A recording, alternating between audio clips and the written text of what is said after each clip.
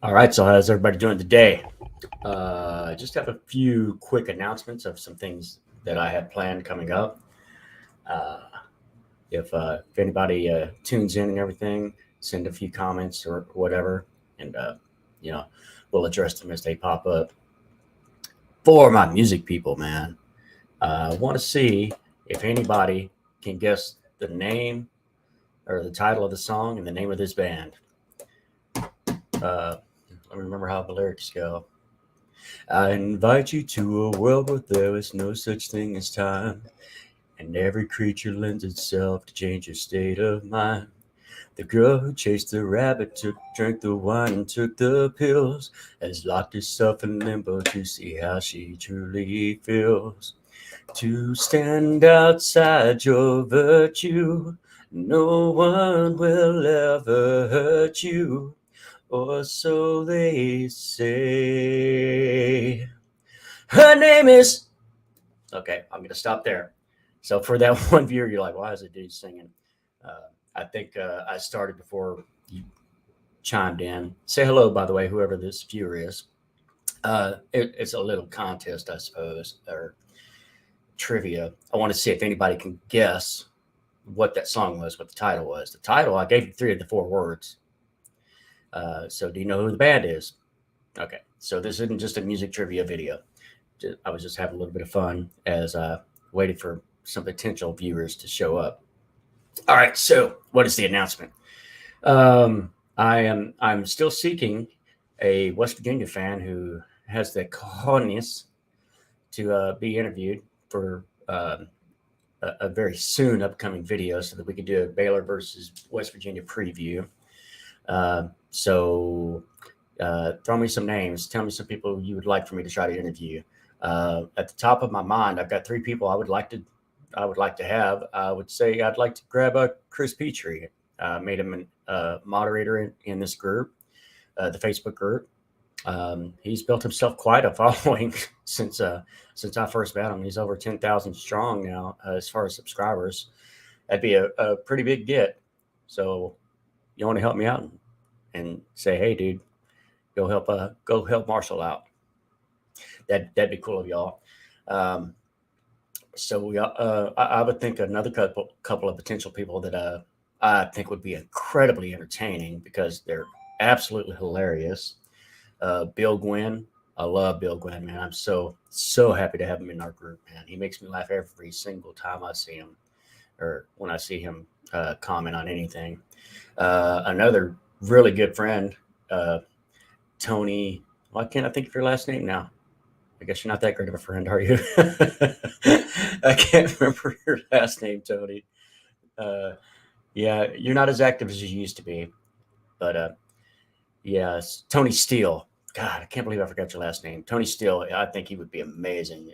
Absolutely hilarious. He's more smart aleck than I am.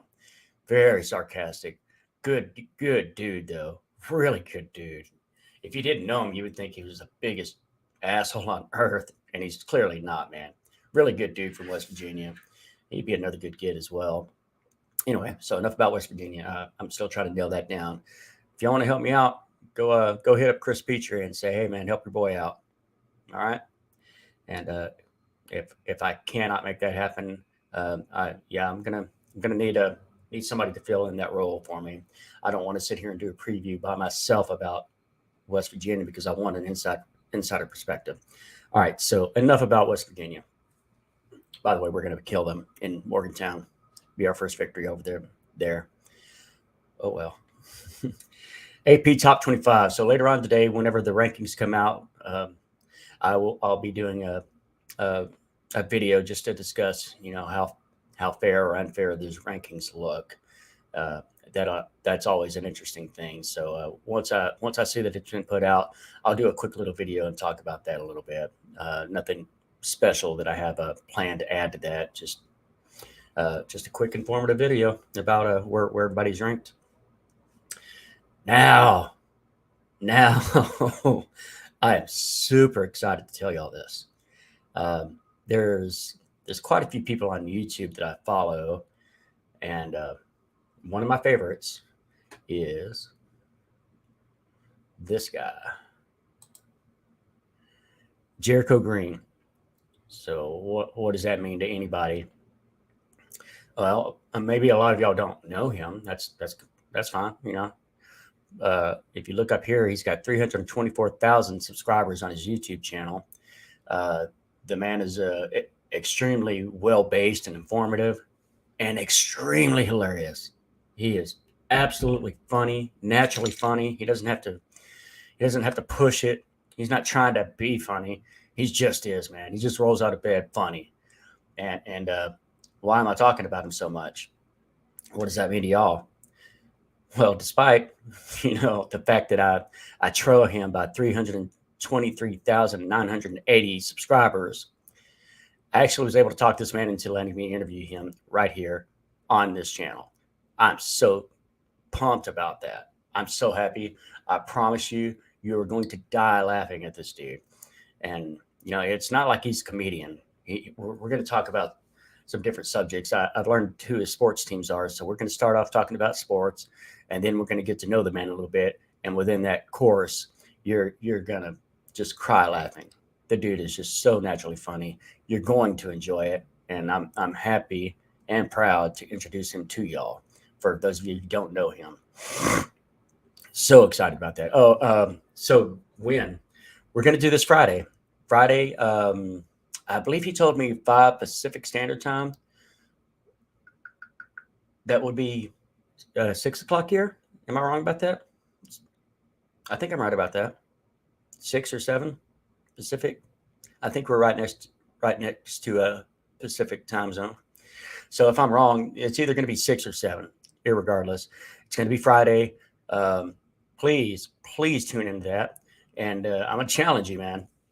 I'll get him to agree with me to we'll respond to any comments or anything on there. So my challenge to you is to not only tune in, please tune in, put some comments, and I'm challenging you to see if you can make us laugh. Let's see how outlandish you can be. That's my challenge to y'all. I promise you're going to enjoy this, and I'm going to bug y'all every single day to please tune in. Remember, either 6 or 7 o'clock Friday, every single day, I'm going to send y'all a video begging y'all to come on and interact. Don't let me bring this man on with 324,000 subscribers and nobody tune in. Don't let that happen. Don't do that to your boy. All right, so that's what I had on my mind. These are some of the videos coming up. Got to get the West Virginia interview nailed down pretty quickly because we play Thursday. So I want it no later than Monday or Tuesday. We're in a hurry if we can get that up. If we can do it today, that's absolutely fine. Give me some ideas, and we will talk to y'all later. But a sick of bears.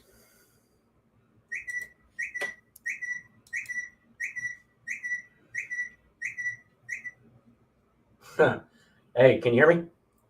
I can. Hey, I got you on speaker. I got you on speaker, and I'm live. Okay.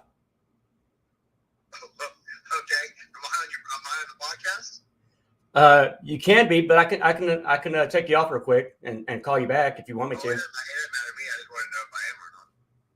I was just letting you know that I wouldn't be able to stop and wake up. Oh, okay. Well, all right. Well, we just told the world. It's no big deal. It's no big deal. So, I guess my biggest prediction when I was talking with you before was that I didn't think OU just had it in them personnel-wise or head-wise, that if Sark was able to, script his plays and start quick, which he hasn't been doing, and which what he did is that OU would just fold. And that's exactly what took place. Instead of being able to go up quickly,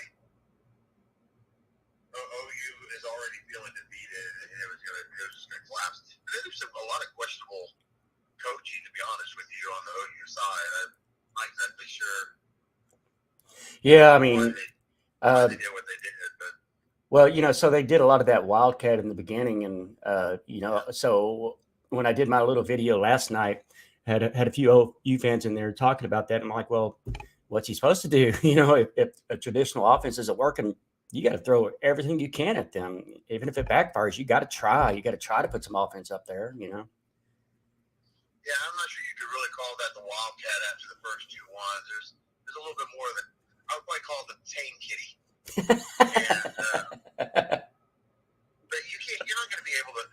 The Wildcat works in certain positions, but if you're going to just run it over and over and try to get all the way down the field and score, it's just not. It's not. You're not going to do well with that. Yeah. Trying to pick up a first down. Trying to do it at the 3-yard line, trying to score. I mean, that's when that package works. But I could only imagine how humiliated their quarterback was. Which one? To be the starting quarterback for such a big game, and you're literally just lined up as a decoy on the right side while you're watching everybody in the world take snaps but you. That's pretty embarrassing, to be honest. Yeah, I got you. Hey, since this is live, I'm talking to Scott Smith. I don't know if anybody knows that, but that's the voice y'all are hearing right now. Okay, so that was it. Man, just a total beatdown. It was a lot of fun on the Texas side. I'm not gonna lie. We had a really good time. I don't think anybody predicted that big of a butt kick. I can't remember exactly what my prediction was. Wait a minute. I remember one of your predictions that played off pretty well, and that would be that you predicted, and we got this on camera, so we'll be able to check it. But you predicted that by the end of the third quarter, you'd be able to walk over to the other side and actually stretch your legs a little bit because you knew the fans would be gone. Yes. And, my prediction was that, Texas would score quick. And when Texas scored quick, OU didn't have it in them this year to be able to hang in there. And that's when it was going to start getting, carried away. Now, 49-0, I mean, that's a little bit crazy. But, I mean, I predicted a 20-something point win. Even though it's been going down to the last play for so many, years, in the last, 5 years or so, I just really felt like this one was going to be a very lopsided win. Yeah. As I said, nobody would have predicted 49-0. That's crazy talk. But your prediction was 45-20. I remember that. Yeah. My prediction was 45-28, I think, or 40-28 was my prediction. So I guess you're going to go ahead and score some points, but when you're not going to play a cool. You're cutting out on me. So I haven't been able to catch up on some of those other podcasts. I'm sorry. Probably tomorrow or Tuesday, but I'm looking forward to listening to any insider analysis to that game. But I wanted to call, say hook 'em, and had a lot of fun. I've got the Debbie in the car, and I'm bringing it back to Austin. And the golden hat got delivered yesterday. Yeah. Well, I mean, I'm happy for you, man. I bet y'all had an amazing time. That I couldn't imagine being at that crowd. Such a big game with such a huge result, man. Y'all had to be going nuts. And I was kidding some of the OU people. I said the reason why they lost is because OU didn't bring their band to that game. And they were like, OU's band was there. And it's like, no, that's funny. I didn't hear them playing. They might have been. There's nothing to play for. I mean, a handful of first downs, no points. I mean, their kicker had one kickoff. That was the opening play of the game. And that's the only time the kicker was even out there. Oh, man. Well, I'm laughing because I'm sitting there thinking, maybe if they put the band on the field, they would have gotten better production offensively. Yeah, it's gonna be a hard one to swallow for OU fans for sure. That's the kind of game that sings. And quite frankly, there's not gonna be a lot of OU fans that are gonna be listening to this right now because they'll be kind of in that little media social blackout period for a few days until they can start thinking about playing again. They're most of them are running away from the news, the newspaper, Facebook, podcasts, all of that because it stings and it's really, really fresh. and their next game is homecoming, and they got Kansas coming in. If Jalen Daniels is there No. and Dylan Gabriel's not, I'm predicting Kansas. Yeah, but they're going to beat Kansas. And the reason why is the Kansas quarterback pretty much is the reason why Kansas has jumped out to as good as they have been. Yeah. And they're still not a great team. And that Kansas quarterback's hurt. From what I'm hearing is he's not going to be playing. He's got a shoulder injury. Oh, okay. Without him and then that Kansas team going in to Norman, OU's going to win that thing by 3 touchdowns. Even well, I mean, they're going to play a quarterback. I don't care who it is. They're going to play a quarterback. Well, don't you think Dylan Gabriel's going to be back for this game? I bet he will. I don't mean I'm obviously not privy to the degree of that concussion. It looked like a really hard hit. Mm-hmm. I mean, if it was a big concussion, I mean, Johnson out 2 weeks is pretty normal. I mean, but I mean, if he was practicing and doing all that stuff, maybe he comes back. Maybe he comes back Saturday. My guess is he probably does, but I hope they err on the safe side because I think they beat Kansas either way. Without Kansas as quarterback, I think OU beats Kansas either way. I wouldn't risk the health of the young man, that's for sure. Hey, so I did my power rankings yesterday. Just so you know, just to inform you, I have Oklahoma at number 10, and I got Texas at number 2 now. Yeah, I think Oklahoma State and Texas are the 2 better teams in the Big 12. Yeah, that's how I think that's going to pan out that way. I think it's going to be that way when you see the beginning of December in Arlington. I'm real curious because the 2 teams match up in Stillwater in 2 weeks, and we'll see. I mean, Texas Iowa State this coming Saturday. It's an 11 a.m. kick. I'm not gonna call it necessarily a trap game, but it's gonna be one that they're gonna need to figure out how to. What game are you not calling a trap game? The Texas Iowa State. I'm not calling it a trap game. It's one that they're gonna need to really pay attention to and not overlook. They're on a real big high now with OU, but they need to be getting back to Austin and focusing on Iowa State. Oh yeah, that's dangerous. It happens after the big OU game. So you can distract yourself real easy. And then on top of that, then you have Oklahoma State the week after that. You can't look forward either. You can't look behind. Yeah, that's like the definition. Iowa State right there in front of you. So that can be a tricky position. Yeah. Well, I was going to say that is the definition of a trap game if you put Iowa State in between Oklahoma and Oklahoma State. Yeah, it is. The only reason I'm not calling it that is just because I think Texas takes care of business. So I do think Texas takes care of business and does it, but you're going to have to work at it because, as I said, you've got those 2 big games sandwiched on both sides of it, and this OU thing, this OU game can be a distraction all week long, just because of how bad you won, and I mean, it's time to put the celebration aside and get back to work. Yep. They better. Now, as for the fans, no, we're not done celebrating. We're going to be celebrating for a while. We'll be celebrating now. We'll be celebrating all the way past Iowa State, and we'll probably stop celebrating maybe Wednesday before we play the Pokes. But we're on a pretty big high, that's for sure. Well, for sure, you'll definitely earn the right to celebrate, man. All right, Marshall, you have a good one.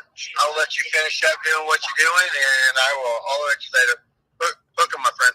All right, sick 'em. And, man, appreciate the surprise content on the channel. Absolutely, sir. You take care. All right, you too. We'll talk to you later. Bye. Well, I wasn't expecting that. How cool was that? I was just about to end the video. I get a surprise guest. I guess you never know what will happen here. All right, well, let's go ahead and end this video. Most importantly, let's not forget about this guy. We got him coming up, and I'm excited to share him with y'all. I am out of here. We got to do this the correct way. Sick 'em, baby.